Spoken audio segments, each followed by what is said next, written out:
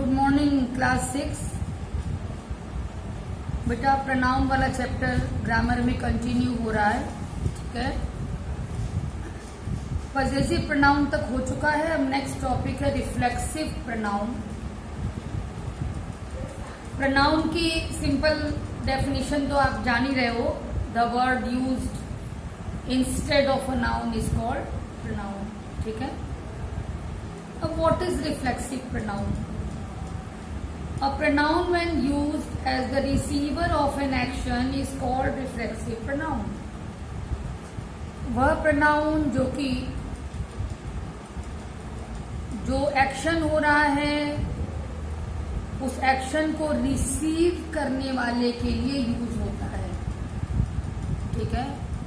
इसको ऐसे भी समझ सकते हो कि जो एक्शन हो रहा है उस एक्शन का रिजल्ट डूअर पर ही आता है, काम करने वाले पर ही आता है। ऐसा सेंटेंस जिसमें रिफ्लेक्सिव प्रोनाउन आएगा, यानी कि रिसीवर के लिए ही प्रोनाउन यूज किया जाएगा, ये वाला कार्य करने वाले व्यक्ति के लिए ही ये प्रोनाउन यूज किया जाएगा उस कंडीशन में जब जो कार्य को करने वाला है कार्य का रिजल्ट भी उसी के ऊपर आ रहा है। फॉर एग्जाम्पल देखो, मैं बताती हूँ। आई हर्ट माई सेल्फ, मैंने चोट लगाया। चोट लगाने वाली मैं, किसको चोट लगाया? माई सेल्फ, अपने आप को चोट लगाया। वर्क भी मैंने किया, वर्क को रिसीव भी मैंने किया। तो ऐसी कंडीशन में डूअर के लिए जो प्रोनाउन आया है, डूअर आई है, आई के लिए जो प्रोनाउन आया है, ऐसी कंडीशन में ध्यान दीजिएगा जब डूअर ही एक्शन का रिसीवर हो, ध्यान दीजिए बात पर, काम करने वाला ही काम के रिजल्ट को भोगे, ठीक है। जो डूअर है वही एक्शन का रिसीवर भी होगा। ऐसी कंडीशन में डूअर के लिए जो प्रोनाउन यूज हुआ वो रिफ्लेक्सिव प्रोनाउन है। आई हर्ट माई सेल्फ, मैंने अपने आप को चोट पहुंचा। एक चीज और बता दूं पहले, रिफ्लेक्सिव प्रोनाउन और एम्फेसाइजिंग प्रोनाउन दोनों ही में किस तरह का प्रोनाउन आता है सुनिएगा। माई सेल्फ, योर सेल्फ या yourselves, ourselves, herself, itself, themselves, ठीक है। दोनों में यही होता है। अब पहचान अलग कैसे करेंगे, कौन सा रिफ्लेक्सिव, कौन सा एम्फेसाइजिंग? तो रिफ्लेक्सिव में जो हमने कहा कि एक्शन रिफ्लेक्ट होके चला जाता है डूअर पर ही, जो काम को करने वाला है काम का रिजल्ट भी उसी पर आकर पड़ता है। तो ऐसी कंडीशन में रिफ्लेक्सिव प्रोनाउन देखिए, जैसे ये एग्जांपल लीजिए। दे सर्व्ड द फूड, उन लोगों ने भोजन परोसा। देमसेल्व्स, स्वयं परोसा, ठीक है। भोजन परोसा है, परोसने वाले वही हैं, खुद के लिए परोस रहे हैं अपना भोजन वो लोग, इसलिए ये रिफ्लेक्सिव प्रोनाउन, ठीक है बेटा। अब यहाँ पर दिया हुआ है भाई, जैसे आई के लिए माई सेल्फ, यू के लिए योर सेल्फ, ही के लिए himself and so on. Reading करिएगा आप लोग भी बेटा, बड़े बच्चे हो, सेल्फ स्टडी की हैबिट भी डालनी चाहिए। अब एम्फेसाइजिंग प्रोनाउन आ गया। मैंने कहा था अभी अभी कि रिफ्लेक्सिव प्रोनाउन, एम्फेसाइजिंग प्रोनाउन दोनों में सेल्फ और सेल्व्स वाली बात होती है, ठीक है ना। बट रिफ्लेक्सिव प्रोनाउन के बारे में मैंने तुम लोग को बता दिया अभी कि जो डूअर होता है एक्शन का रिजल्ट भी उसी पर रिफ्लेक्ट हो जाता है, उसी पे चला जाता है, कहना चाहिए बैक उसी पे चला जाता है। शायद रिफ्लेक्ट पर भी आपको डाउट हो तो आप ये समझ लीजिए कि जो कार्य को करता है वही कार्य के परिणाम को भोगता है। इम्फेसाइजिंग, देखो इम्फेसाइज वर्ड मीन्स क्या होता है, डू यू नो? इम्फेसाइज करना, जोर डालना, दबाव डालना। जैसे मैंने स्वयं ये काम किया, मैं खुद पे इम्फेसाइज कर रही हूँ, आई पे, आई माई सेल्फ डिड दिस, मैंने स्वयं यह कार्य किया। तुम स्वयं यह कार्य नहीं कर पाए, मतलब दूसरे की मदद नहीं की। ठीक है, अब एग्जाम्पल इनका भी देख लीजिए। She her self told me, बस इतने में समझिए, हमारा काम इतने में हो जाएगा। उसने स्वयं मुझसे कहा, कहा उसने, लेकिन किससे कहा? मुझसे कहा। उसने स्वयं मुझसे कहा। एक्शन रिफ्लेक्ट नहीं हो रहा है, काम वापस नहीं जा रहा है। ठीक है, उसने स्वयं मुझसे कहा। सुनने वाली मैं हूं, कहने वाली वो है, सुनने वाली मैं हूं, डूअर कोई है, रिसीवर कोई है। ऐसे में एम्फेसाइजिंग प्रोनाउन। अब यहाँ पर जो एक्सरसाइज 5 है,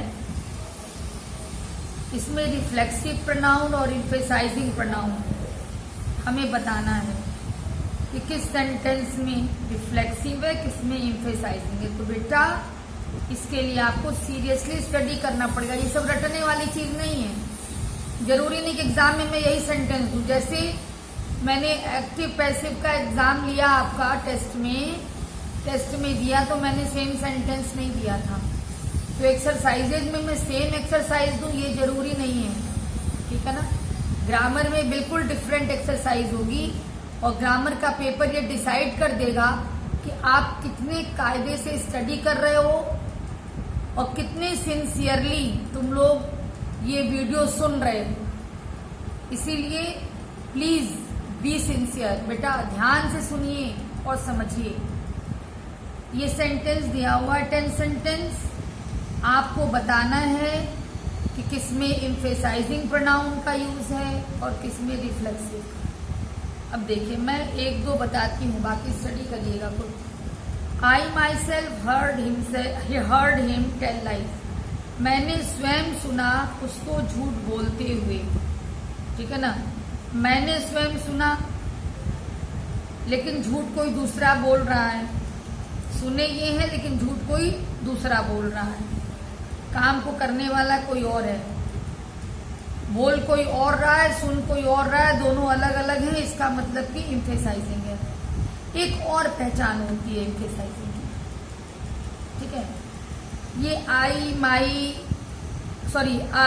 you, he, him, he, she के साथ जो ये आएगा ना, जैसे आई के साथ माई सेल्फ आना है, ही के साथ हिम सेल्फ आना है, शी के साथ हर सेल्फ आना, तुरंत आ जाता है। देखो, आई माई सेल्फ, जहां जहां एम्फेसाइजिंग आप चेक करिए एक बार। दे देम सेल्फ, यहां पर थोड़ा डिफरेंस है। हिम टॉक टू हिमसेल्फ, हालांकि बहुत दूरी यहां भी नहीं है। और एम्फेसाइजिंग में ये वी आवर सेल्फ, देखिए मैक्सिमम तुरंत आ गया है। ही हिमसेल्फ, एम्फेसाइजिंग में सब्जेक्ट के तुरंत बाद सेल्फ वाला वर्ड, सेल्फ वाला प्रोनाउन आ गया है। और रिफ्लेक्सिव वाले में थोड़ी दूरी रहती है। शी एक्सप्रेसेस हर सेल्फ, देखिए शी यहाँ है, हर सेल्फ यहाँ है। इसमें देखिए 6 वाले में चिल्ड्रन यहाँ है, देम सेल्फ यहाँ है। यानी ये देम सेल्फ, हर सेल्फ, ये सब वर्ब के बाद आ रहा है रिफ्लेक्सिव में। ठीक है, और एम्फेसाइजिंग में तुरंत पर्सनल प्रोनाउन के तुरंत साथ ही में आ जा रहा है रिफ्लेक्सिव प्रोनाउन। तो थोड़ा उल्टा, ये सब बुक में कहीं लिखा नहीं होता है। पढ़ते पढ़ते खुद से इंसान क्ल्यू बनाता है कि हाँ मीनिंग समझ के समझें और ये भी क्ल्यू ले लें जो भी अभी हमने बताया। तो इसका बेटा जरा सा आप ध्यान रखिए। देखिए, जहां भी वर्ब के बाद आया है वो रिफ्लेक्सिव शो कर रहा है। ठीक है ना? और जहां भी तुरंत प्रोनाउन के तुरंत, कभी कभी नाउन के भी तुरंत बाद आ गया, जैसे यहाँ नाउन के लिए देमसेल्व्स आया है, ठीक है। तो नाउन के लिए देमसेल्व्स आया है तो वर्ब के बाद आया है, डिसीव वर्ब है आपका, इसलिए ये रिफ्लेक्सिव है। यदि पीपल के तुरंत बाद देमसेल्व्स आ जाता तो पूरी संभावना रहती कि वो इम्फेसाइजिंग प्रोनाउन होता, ठीक ना। बार बार वीडियो को सुनिए क्या कहा जा रहा है।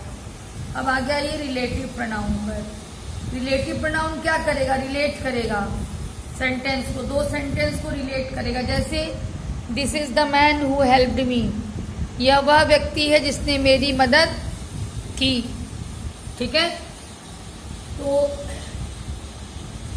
यह वह व्यक्ति है, इतना एक जगह एक सेंटेंस कंप्लीट हुआ। अब दूसरे सेंटेंस को कैसे रिलेट किया गया, हु हेल्प्ड मी, जिसने मेरी मदद की, ठीक है। जिसने वर्ड रिलेट कर रहा है, यहाँ हु का मतलब जिसने वर्ड रिलेट कर रहा है दो सेंटेंसेस को, इसलिए ये वर्ड हु जो है वो relative noun. This is the dog, यह वह कुत्ता है। दैट बिट माई नेबर, जिसने मेरे पड़ोसी को काटा। ये दैट वर्ड देखिए पर्सन और एनिमल दोनों के लिए आ जाता है, लेकिन हु वर्ड जो है ना वो पर्सन के लिए ही आता है, ठीक है। अच्छा, ये जिसके लिए आएगा ये रिलेटिव प्रोनाउन, उसके ठीक पहले वाला नाउन, यानी कि ये प्रोनाउन जिस नाउन के लिए आ रहा है, सुनो ध्यान से, ये प्रोनाउन जिस नाउन के लिए आता है वो नाउन एंटीसीडेंट कहलाता है, ठीक है ना। अब आप आइए, यहां पर कुछ क्लू दिया गया है, प्रोनाउन फिल करना है। क्लू है इसलिए आराम से फिल भी हो रहा है। डैश इज योर नेम, तो what is your name. Give dash a book to read, give me a book to read. Raj borrowed some money from me, I told him to return। Soon him क्यों भरा, clue है हमारे पास, ठीक है। Reading करिएगा, इसमें और कुछ नहीं करना आपको। अब आप आगे आ जाइए, रिलेटिव प्रोनाउन और उसका एंटीसीडेंट बताना है। अभी अभी हमने बताया है आपको एंटीसीडेंट क्या होता है। देखिए, please return the books which I lent you. ये तो समझ में आ रहा है कि विच रिलेटिव प्रोनाउन है, और विच के ठीक पहले क्या आया है, बुक्स आया है, यानी ये विच किसके लिए आया है, बुक्स के लिए आया है, इसलिए बुक्स हो गया एंटीसीडेंट। आगे आओ, show me the ornamental plants which you have got from the nursery. मुझे वो ऑर्नामेंटल प्लांट दिखाओ जो तुम्हें नर्सरी से मिले हैं। तो विच आया है, विच रिलेटिव प्रोनाउन है, किसके लिए आया है, ऑर्नामेंटल प्लांट्स। तो ऑर्नामेंटल प्लांट्स क्या हो गया, antecedent. The boy who stole, लड़का जिसने चुराया, ये जिसने किसके लिए आया है, बॉय के लिए, तो बॉय हो गया एंटीसीडेंट। ठीक है बेटा, समझ के करना है, सॉल्यूशन भी जाएगा, रीडिंग करिएगा, जहां नहीं समझ में आएगा तो उसको रीडिंग करिएगा। अब आगे देखिए, यहाँ आ जाइए, fill in the blanks with suitable personal pronoun. अब यहाँ पर कुछ चीज़ें दी गई हैं, लेकिन उन चीज़ों में बहुत डिटेल आप मत जाइए। देखिए, जितना प्रैक्टिकली आप समझेंगे ना बेटा, ठीक है, रिटर्न कहीं कहीं समझने की जरूरत पड़ती है, समझ लेते हैं हम लोग, लेकिन प्रैक्टिकली जितना आप बातचीत करके समझेंगे उतना इससे नहीं समझेंगे। इसलिए जो भी बातचीत मैं कर रही हूँ ना, इस पर आप ध्यान दीजिए। देखिए, एक बात और, सुटेबल पर्सनल प्रोनाउन ही फिल करना है हमको, तो कुछ नहीं। My mother is not in the house, मेरी माँ घर पे नहीं है। वेयर हैज क्या होगा बताओ, वो कहाँ गई है, यही ना कहोगे, तो वह कहाँ गई है, तो लेडी है तो शी ही ना भरोगे, where has she gone, simple सी बात। I hope the children do well in, मुझे आशा है कि बच्चे बढ़िया करेंगे अपने एग्जाम में। तो बच्चे तो ढेर सारे हैं, तो क्या यहाँ पर तुम कर सकते हो, देयर कर सकते हो, ठीक है, बहुत से बच्चे हैं ना, प्लूरल है ना, तो देयर एग्जाम कर सकते हो। I hope the children do well in their exams. They are working very hard, वे बहुत परिश्रम कर रहे हैं। देखिए भाई, जब भी यहां पर एक चीज बता दो, nominative case, what is nominative case? Subject होता है नॉमिनेटिव केस, जो कार्य को करने वाला होता है।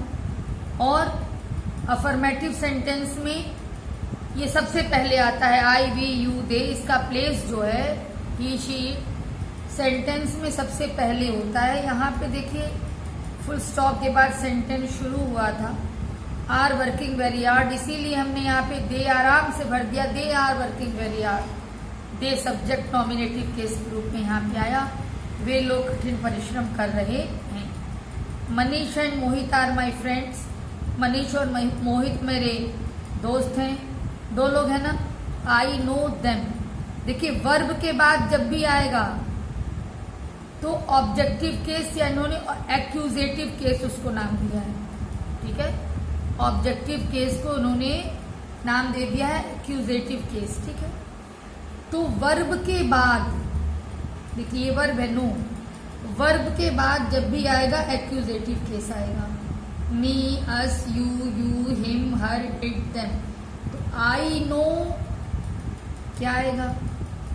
कितने लोग हैं? Manish and Mohit are my friends, दो लोग हैं मनीष और मोहित, तो दो लोग के लिए ही और शी तो आने से रहा, क्या आएगा? आई नो देम, ये ध्यान देना है। दो लोग के लिए आया है तो देम, दे नहीं आएगा बेटा, दे तो सब्जेक्ट होता है ना, सेंटेंस की शुरू में होता तो दे होता, लेकिन दे नॉमिनेटिव केस है और वर्ब के बाद नॉमिनेटिव केस नहीं आएगा, वर्ब के बाद एक्यूजेटिव केस आएगा, ठीक है। एक्यूजेटिव केस मतलब क्या? वर्ब का ऑब्जेक्ट। जैसे देखो एक चीज फिर समझो, बार बार बताते हैं बेटा, लेकिन वही है कि ध्यान से कितना सुनते हो लोग, इस पर डिपेंड करता है। एक्टिव पैसिव पढ़ाते समय भी मैंने बहुत बताया इन चीजों को।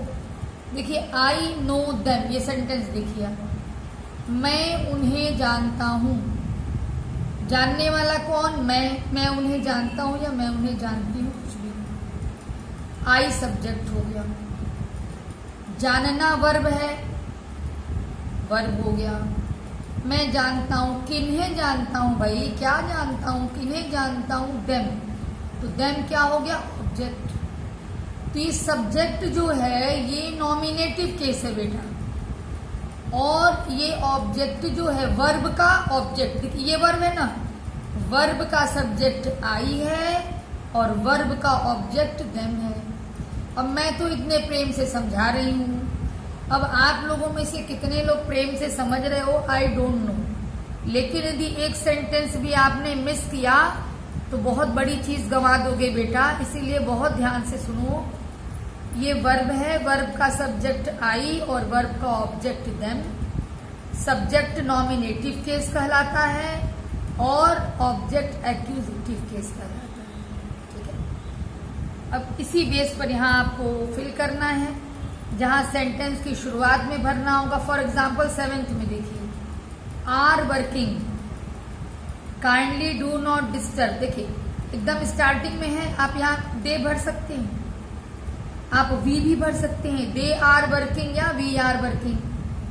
काइंडली डू नॉट डिस्टर्ब, यदि दे भरेंगे तो यहाँ देम आ जाएगा एक्यूजेटिव केस, यदि वी भरेंगे तो अस आ जाएगा, दे भरेंगे तो they are working, kindly do not disturb them, और वी भरेंगे तो we are working, kindly do not disturb us, ठीक है। दे के साथ देम, वी के साथ अस, और दोनों सही है क्योंकि आर के साथ दे भी आ सकता है और वी भी आ सकता है, ठीक है। इसको समझ के आप करेंगे। सॉल्यूशन भी है, पढ़िएगा, पहले खुद ट्राई मारिए, अच्छा खुद ट्राई मार लीजिए रफ में, उसके बाद फिर सॉल्यूशन आप देख लीजिए। कोई डाउट हो आप मैसेज करके पूछ सकते हैं। Filling the blanks with either I or me. अब देखिए सीधी सी बात है बेटा, वर्ब के पहले आएगा तो आई, वर्ब के बाद आएगा तो मी, क्योंकि वर्ब के पहले नॉमिनेटिव केस होगा, वर्ब के बाद एक्यूजेटिव केस होगा। और ना कि तुम रूल जानो ना जानो, प्रैक्टिकली भी तुम जानो, ठीक है। बच्चा किसी अंग्रेज का पैदा होता है तो वो ग्रामर नहीं पढ़ाई जाती उसको, अपने आप वो बोलना चालना सीख जाता है। ऐसे ही हमारे घरों में बच्चे जन्म लेते हैं तो उन्हें हम जन्म लेते ही स्कूल में नहीं डाल देते भाषा का ज्ञान कराने के लिए। बच्चे सबका बोलना चालना देख के सीख जाते हैं। बेटा ऐसे ही सीखते हो तुम भी। अब देखो, I shall give you my address, कभी सुने हो मी शैल गिव यू?